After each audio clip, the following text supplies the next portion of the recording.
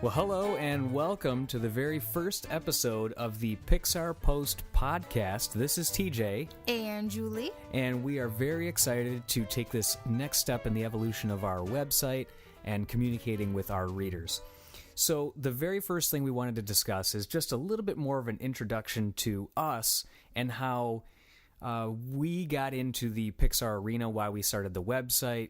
How Pixar is in our lives. There you go. That's a better way to say it.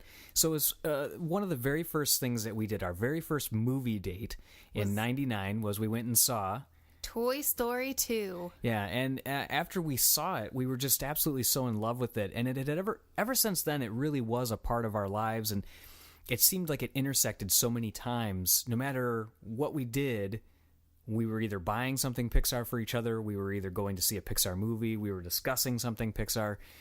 So we were really big into animation. Yeah, we're big into animation in the first place, and you were always a big Disney fan because you guys were a Disney family to begin with. Yep. And went to the parks multiple times a year for most of your youth, not even living in Florida. You lived in Virginia. But regardless, so it's just been one of those things that was a natural progression. And when we got to physically starting the website, I have to, like usual, I have to give the credit to Julie that it was her idea to take that leap and want to start it. So she came to me one day, and I remember in our relationship, I'm more of the realist. And I am the dreamer. And she's the dreamer, absolutely. So what we wanted to do, or what she came to me and said was, hey, I want to start a Pixar blog. And now you don't know Julie as well as I do, but a lot of times when she comes up with these ideas, there are these far-fetched things that she always wants to do.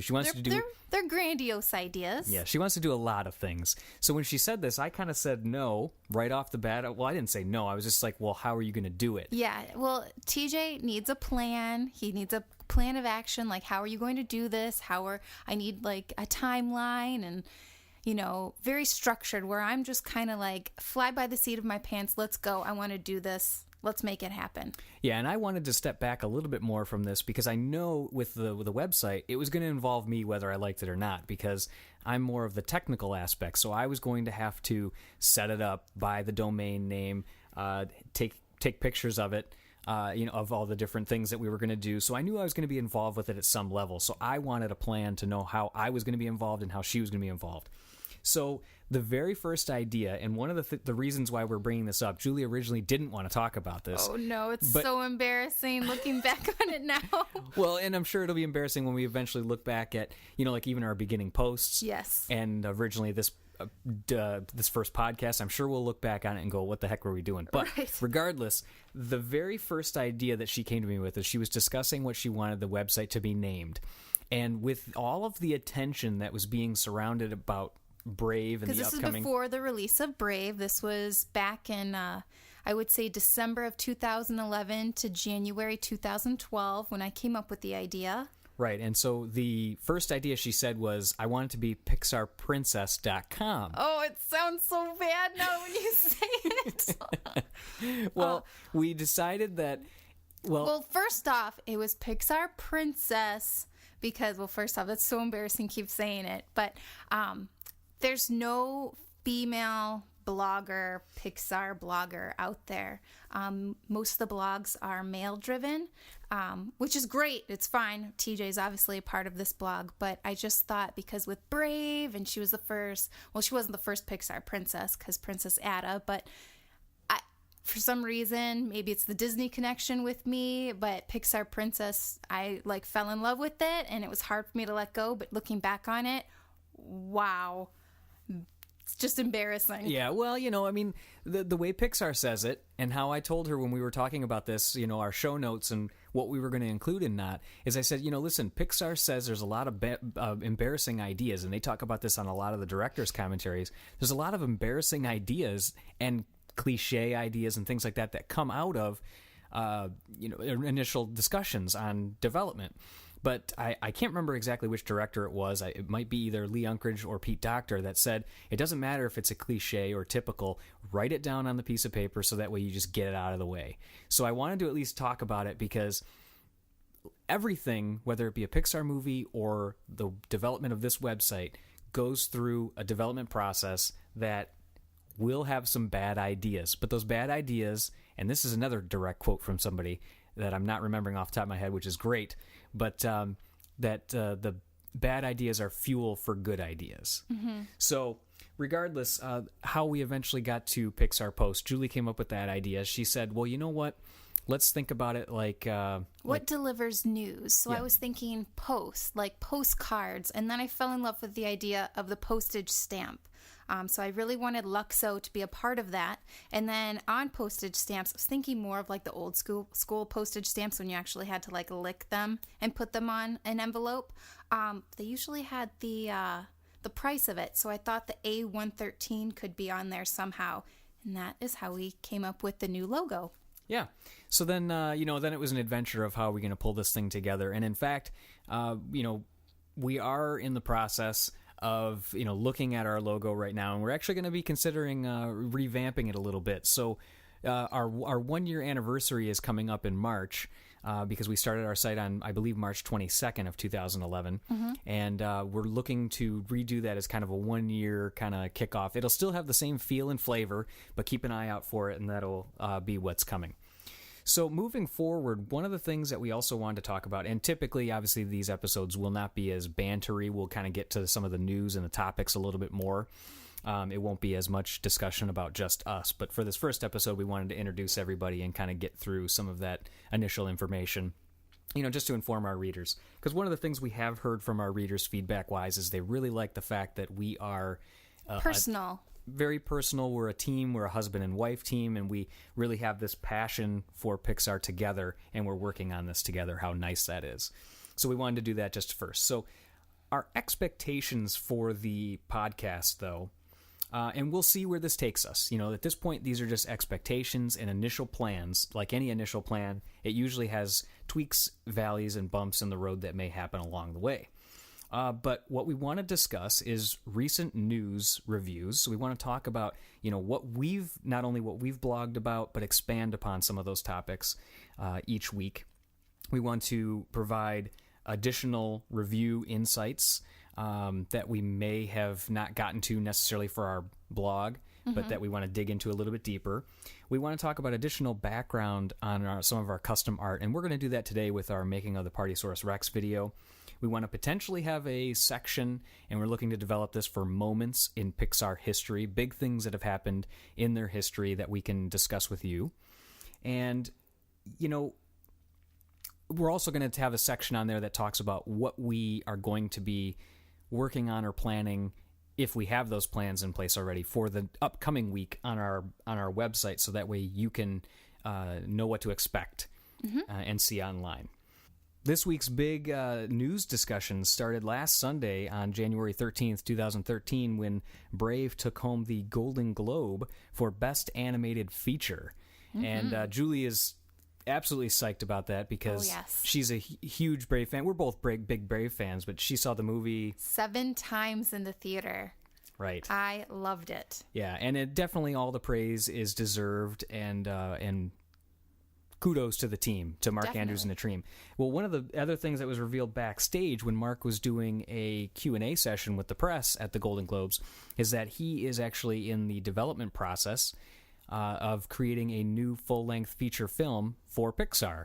So we were actually very excited to hear that. Mm-hmm. And in hearing Mark say that, we were also reminded that in a previous interview in December, Brian Larson, who was the story supervisor on Brave, as well as the director of the Legend of Mordu short that was on the DVD, he also revealed in an interview earlier in December, like I mentioned, that he is working with Mark Andrews on that. So now we know at least 2 of the people that are starting the development process. It's very early on. They're still just working on it, but it's very exciting. Yeah, that it's the Brave team that's, or at least some members of that Brave crew that are collaborating. It's going to be awesome. Right.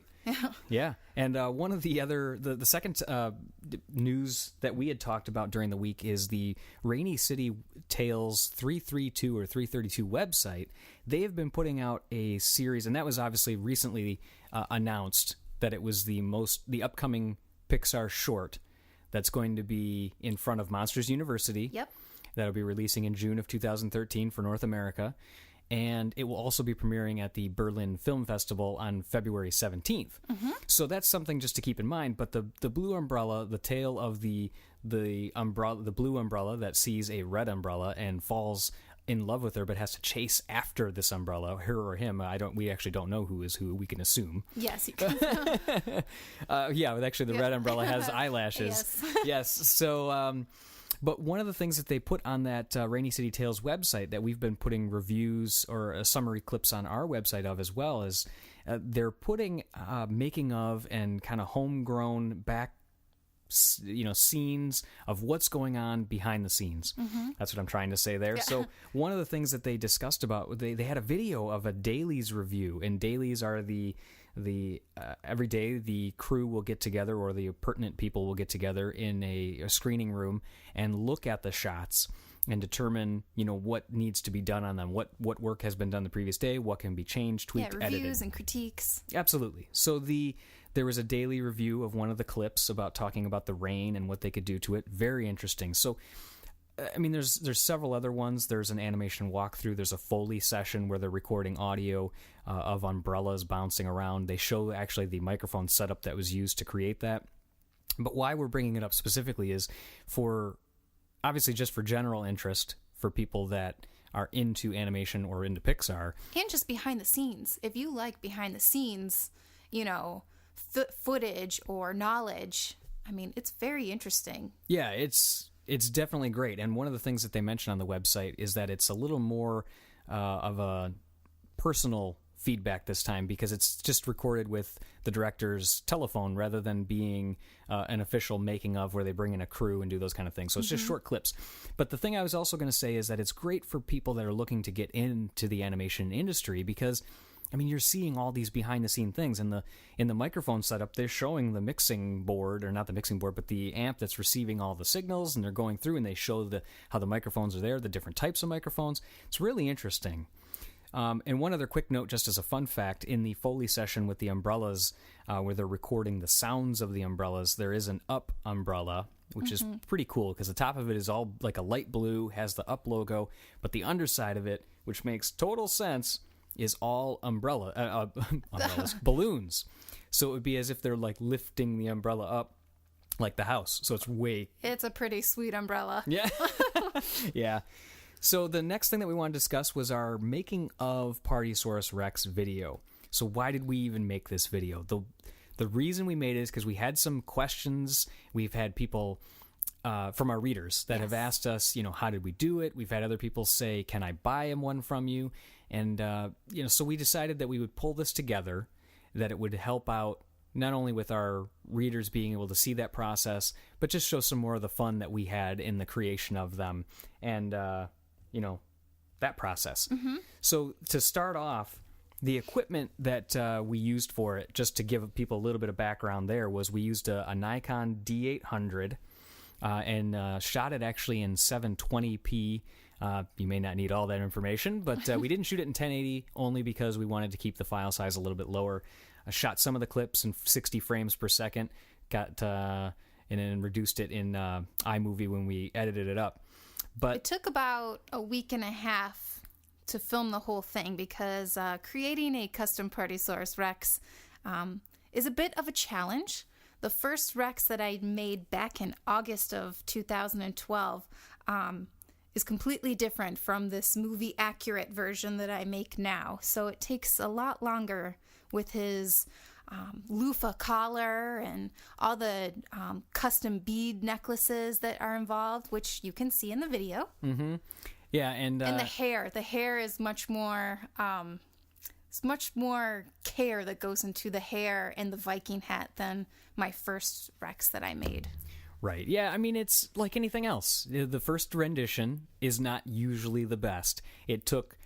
This is how many Rex toys have you made at this point? 7, I believe. Is it that many? 6 or 7, yeah. Okay, yeah, because I mean, we've obviously, for some of our readers, they've seen that Mark has received one. Mark Walsh, the director of Partysaurus Rex, he has received one, and we've made several versions that we originally. The one we originally made that we were taking the Follow Rex pictures on. We made a second one that was introduced to BT when we went and saw him in concert.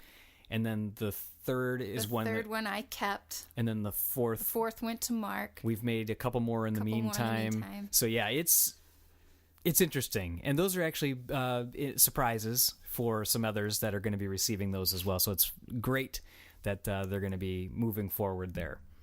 What else are we thinking about for the Partysaurus Rex video? Do we want to? Do we have any other comments from readers or anything like that we should think about? No, just that I appreciate all the nice comments from everyone asking if they could purchase one. Unfortunately, we're not selling them, but it makes me feel great that you think that I did such a good job that you would want to buy it. So thank you. Yeah. It is very nice, and we do love all the feedback and comments that we get from our readers. That was one of my dreams that was a grandiose dream of mine. Oh, that's right. We should talk about that. So the Rex, Julie saw the clip of Partysaurus Rex when it first launched, and she decided that this is going to be something that she wants to do. She wants to make this Partysaurus Rex. Well, Rex is one of my favorite characters. Yeah, absolutely. From the Pixar franchise of characters, he's one of my favorite. And when I heard that it was going to be a Partysaurus, kind of like a rave theme,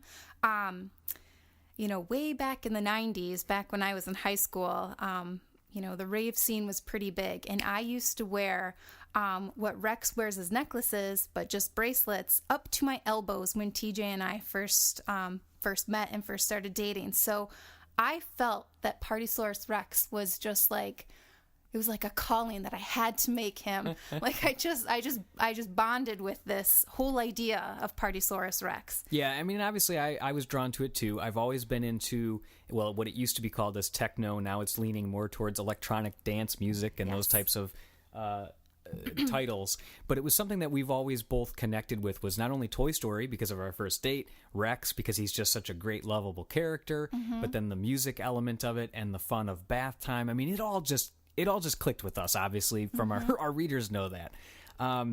So she comes to me, she's like, I want to make this toy. And I'm like, well, how the heck are you going to do that? Yes. Well, I came up with the idea actually driving home from work. And it hit me like a bolt of freaking lightning. And I came home and I was like, honey, I said, I'm going to make Partysaurus Rex. And TJ looked at me like, how are you going to do that? And I'm like, I'm going to Toys R Us tonight. Right. She went out that night, bought everything. Yeah, I got home at like 7 o'clock at night. We ate dinner. 8:30, I was at Toys R Us. Right. Bought Rex, went into a craft store, got some other things, got the found as many beads as I could find. The clay for the hair, everything. I mean, she came home and she started working on it that night. It was crazy. But she had this feeling and wanted to go with it. And so what we actually started to do after that, after it was made, because she came upstairs after it was done, I think it was it the next day that it was completed? Yeah, so it was completed the next day. She comes upstairs with it, shows it to me, and I said, holy cow, that is actually much, much better than what I envisioned it could be. So I don't remember who came up with the idea that we should start taking pictures of him and taking him around town. Do you? Well, I wanted to take him around town and just take pictures, but TJ actually came up with the hashtag follow Rex. Right. So I was like, well, how can we kind of make this more of a marketing kind of thing? Not a marketing, but just so that way so everyone could follow him. Our followers, our readers of our website could follow along, and they would have a way to do that. So yeah, I was like, I think we should come up with it and maybe just call it Follow Rex. It'd be kind of fun. And then it just went from there, and obviously everything just spawned from there and went crazy when we were doing all these odd and scenarios. It was such a blast. I mean, those few months that we were doing the Follow Rex was, awesome. Oh, it was a blast. Yeah. And going back to and jumping on the blue umbrella, what we forgot to mention as well is that we are planning on doing some fun marketing and background stuff for our readers on that. Yes. We've already we're in the process of doing something fun. We'll just say a surprise, fun thing. Yeah, and just say if remember, I'm a dreamer. If you've seen it on our website, you've seen that we teased a picture that we posted out there as well, and I will put that in. It was on Instagram. It was on Instagram. Did it? It didn't go into our website. We put it on Instagram. Okay, yep, it was on Instagram. I think it linked through to Twitter as well. So what we'll do is in the show notes for this on our website, we'll post that photo as well so you can see that. So we're going to be teasing and doing some fun things with the blue umbrella as well.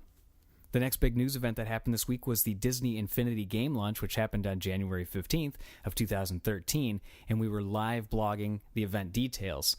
The event itself, the game itself, is a huge anticipation in the gaming world. The traffic that was happening on Twitter for the Disney Infinity tag was amazing. I mean, it was trending within, I think, 2 or maybe between 2 to 5 minutes. Right. So it's going to be a big launch for Disney. And at the event, it had several speakers that were there. It was John Pleasance, who's the co-president of Disney Interactive, John Lasseter, who we know very well, and John Blackburn, who's the studio vice president and general manager of Avalanche Software. The game itself, just a very high overview of it. It's been described to us as similar to Skylanders, if you're familiar with that game, where you'll buy a starter pack. It'll come with some characters as well as a pad that you will plug into your gaming system. When you place the physical toy character on the pad, it will allow you to play as that character in the world of that character. Mm-hmm. So, for instance, the characters that are going to be coming out at launch are going to be Mike and Sully from Monsters University. Yes, you'll be playing in the Monsters University world. And then also the second set of Pixar-related characters that will be coming out at launch will be the Incredibles family along with Syndrome. The game itself, you'll be able to see some highlights and screenshots and the full press release details as well as the trailer on our website. It just looks pretty exciting, doesn't it? Yeah, it looks like a lot of fun. I mean, my goodness, if they come out with as many characters that are on their press photo, I mean, the playtime is endless. I mean, right. Yeah, you can build your own worlds. Yeah. The Freeform toy box is the one that really kind of intrigues me the most. The fact that you can not only create the roadways that you walk or drive on, but the castles that are there. The sky, you can change the sky to, something completely different. Right, and then you can use, as you would, when we were talking about it after the launch, you were like, how cool is that you can put Buzz Lightyear's jetpack on Mr. Incredible and fly around? Yeah. So it just seems kind of cool. And John Lasseter kind of talked specifically about that the game allows so much creativity, and creativity is king. And he was talking about in his portion of the speech that, he grew up in a family with his mom being an art teacher, and, it really just supported this great creative culture. And he likes the fact that that culture can continue on in a game where it doesn't have any limits or limitations. You can create anything you want out of it. For sure. And it's really neat. So, stay tuned to our site. We're going to have many more details as that gets closer to launch. And, hopefully we'll get to the point where we have a game review and all those types of things. Fantastic. So the next thing that we did this week, and was a lot of fun, was we did some fan art of Drips, which is the whale that covers the downspout of the bathtub from Partysaurus Rex. And I kind of had the itch to sketch one night and this week, and Julie came in and I was like, well, what can I draw? And we were looking around the room and came across, some of the toys we have in here. Of course, our house is full of toys. Of course. And saw the Drips character, and I absolutely love that character. And Mark Walsh, the director, again, does the voice for that character. We could turn the water on all the time, on ourselves all the time. Yeah, that's as good as I can do right there. But, so I had recently received yes. a drawing tablet that I plugged into my computer, that you can plug into the computer and draw that way. And obviously that's a little bit of a change from a traditional paper and pencil method, but it's a lot of fun to continue down that road. And I'm sure, for anybody that's either in animation or familiar with animation, that's already what they've been using. But for myself, I had never gone into that arena. Right. I had drawn on the iPad, but it was really fun. And the one thing that I really got to play around with a lot was the different brushes and how to meld the colors together, putting different paints on and then blending and doing all those kind of things. It was a lot of fun. And I like, when Julie came into the room, she's like, wow, it's just so much fun. It is fun. It's like I look at him and I just smile. Yeah. Like it's a feel-good picture. Yeah, so we had a lot of fun doing that. So hopefully, if there's any particular fan art that any of our listeners and or readers would like us to potentially do, we're more than willing to listen to any suggestions, or if you have a particular fan art that you're really proud of, share it with us. Yeah. Who knows where that may take us. Maybe we'll eventually have an expanded section on our site. But for now, if you have any fan art that you've done, we're more than willing to take a look at it. And, And we also hope that our fan art inspires you to create your own art. Absolutely. Maybe looking at it and be like, why don't I try that? Right, and that's kind of, the bottom line is we were inspired by Pixar, so if we can inspire anybody or just, open a community where we can discuss the fan art a little bit more, that's always a fun thing. Definitely. The next post that we did this week, and we were pretty excited about it, was a review of the Watched Animation List Tracker, or WALT for short, which is an iPhone app that allows you to track the feature films as well as the short films that you have seen, not only of Pixar, but of Disney films as well. And it's a really neat application that was created by James Dempsey of Tapas Software, and we did an interview with him as well as reviewed the application. James is a real laid-back guy that gave us some really interesting comments and insights into the application, and he's really open to how the app can evolve. I mean, he's still in version 1 scenario of the app overall. It's a 1.1 or something like that at this point. But we're kind of using the app as a fun excuse to rewatch all of our favorite Pixar films, because rather than just get the app, open it up, and just check them all. For the Pixar standpoint, I haven't seen all of the Disney shorts and films throughout all the years, but we're using it as an excuse to rewatch them all. Plus, the other thing that's really neat about it that we really enjoyed from the app is that it has the actual, and it doesn't seem like this should be much of a big deal, but it is for us. We often have little debates where we talk about, what was the release date of that particular film, and not just the year, what was the particular date. The app shows you when you click on either the film or the short, the actual release date itself that it was in theaters officially. It has lots of sort options that you can sort by the decades. You can you can view them by decades. You can sort by oldest, newest. You can do all of your watched or unwatched films that you haven't checked off. It's a pretty neat little gadget and toy if you want just another way to keep track of the Disney movies that you have seen. And from James's comments, if you look at the app now, it certainly is going to evolve over time. So if you get it in the store now, you'll be able to grow with the app and some of the new changes that he's planning on implementing. So it was a fun little thing just that we were able to do that review, and we were happy to take a look at the app.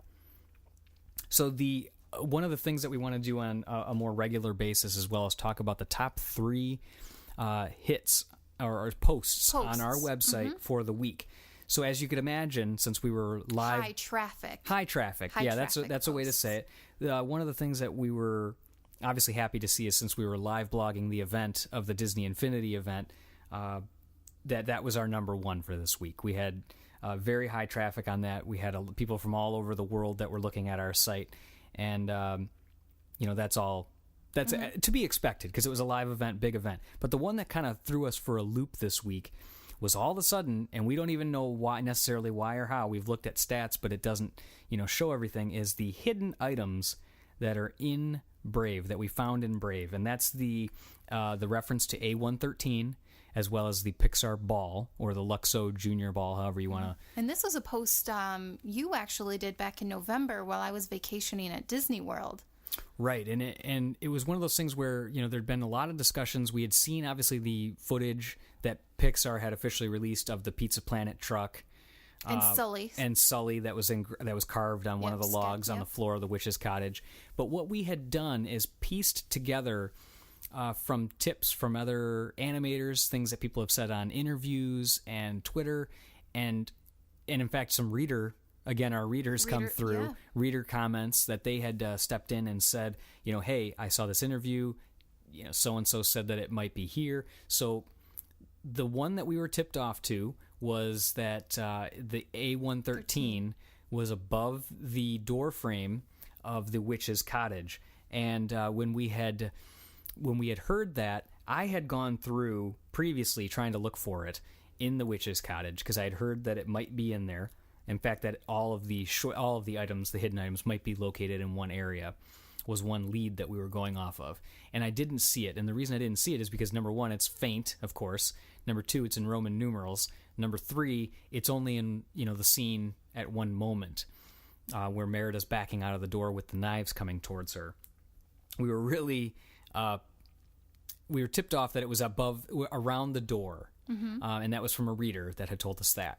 So going off of that, I had to assume that the Pixar Ball was in there as well somewhere. So I went frame by frame and put it in the old DVD player and just hit next, until I eventually saw something that I thought resembled it. I flipped out. Yes. I freaked out. I emailed Julie. I was texting her. I called her. I was like, oh my God, I think I found it. Yes, I believe I was at Hollywood Studios when I was getting a plethora of texts saying, oh my goodness, I found the Pixar Ball and Brave. Right. So we were actually very excited that we were the blog that, that found and put out the official screenshot of the A113. Our readers, gave us some tips that they had seen in interviews, but then finding it, taking the screenshots, posting it, it was great for us. But all of a sudden, that all of a post sudden this week, it really took off. Yeah. And to make it the top post that we've done this week was pretty amazing. Mm-hmm. The third post that was in the list this week was, of course, how we made the Partysaurus Rex custom toy, the video that we pulled together. Right. So that was, which makes me feel good. Yeah, obviously Julie was happy about that, and I am too. We put, not only a lot of work into the Rex, there's a lot of details that when I was even filming it, I didn't necessarily know that Julie had put into the Rex, because I don't hover over her when she's working on her things, and she doesn't hover over me when I'm working on mine. So there were things that I noticed in there. So it was good for us, and fun for us to put that out there and show that with everybody.